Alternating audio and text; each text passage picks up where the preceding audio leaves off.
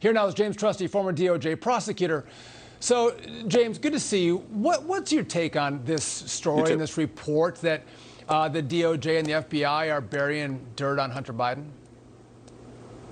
Well, it's very worrisome. I mean, look, the starting point's a greater context, Sean, and that is we had this stretch of FBI leadership being unbelievably politicized with Jim Comey, Andy McCabe, Peter Strzok, Lisa Page.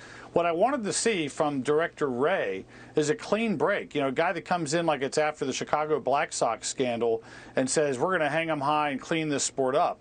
Well, we never got that from Wray, and Wray was allowed to stay on under Biden, and now we're getting these things. Now, I don't want to overreact to a congressional letter or congressman vouching for the credibility of a witness we haven't seen, but it's worrisome and it's consistent with the high-level politicization of FBI that we saw. And one other thing, Sean, when you plant this disinformation by saying, oh, by the way, that investigation you're working on, Agent Smith, it's all Russian disinformation. It's not just that you throw off that agent and throw off the investigation, but you create exculpatory material in the case file. You create what they call Brady material. So if there is a charge someday, the prosecutor has to turn that over to the defense. It might be the stuff of reasonable doubt when there wouldn't have been reasonable doubt. So it's a very damaging sabotage if it's true that they're saying these things to other FBI agents. So, but James, I mean, this is a high-profile case. It's the president's son. And so can just a line agent bury this information, or do they have to get approval from the top? Is this something that goes to Christopher Wray or Merrick Garland? Do they have to approve the fact that they're going to call this evidence disinformation and bury it? I don't think the communications would reach up to the director or AG level. According to the letter, they appear to reach up to the ASAC level, to the Assistant Special Agent in charge of the Washington field office at the time. So, yeah, there's going to be some managerial sign-off, but it's not going to be the highest reaches of DOJ. But, of course, if you're overseeing a sensitive case like Hunter Biden and you're the Attorney General or you're Chris Wray at this point, you should certainly be aware of the file and the case history and any of these types of shenanigans that have happened. Well, especially after the politics of the DOJ and the FBI in the Trump years, right? I mean, you want to have a system in place where we don't think the system plays favorites. Lady Justice is blind as she weighs justice for the American people. And right now, I think, James, a lot of people believe that there's one standard for Republicans and there's a completely different standard for Democrats, and that's bad for American justice.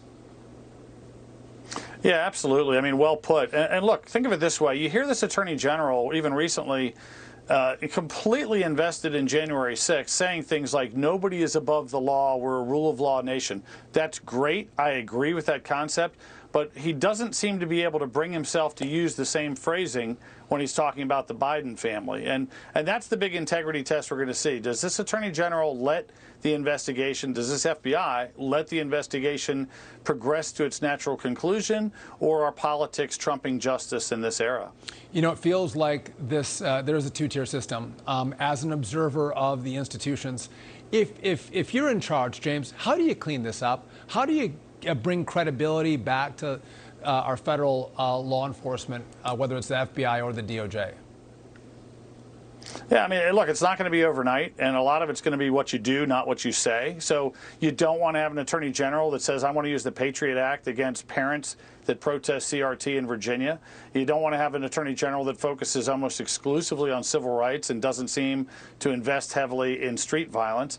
And as I said about January 6th versus the Biden family, a lot of it's in the doing. But I think a clean sweep on the management level where a director comes in and says, no more of this, no special employees to leak things to the New York Times, no kowtowing to the politics of the moment. We're going to be the premier law enforcement agency. I think that's overdue. I mean, the clock's ticking for that kind of reform, and I'm afraid we're not seeing it from Chris Wray at this point. You know, I think it's right. You want managers who care more about justice and less about politics, and I think that would resolve the issue, but that has to happen from the top, and it's not happening right now. James, thank you for your perspective. Appreciate it.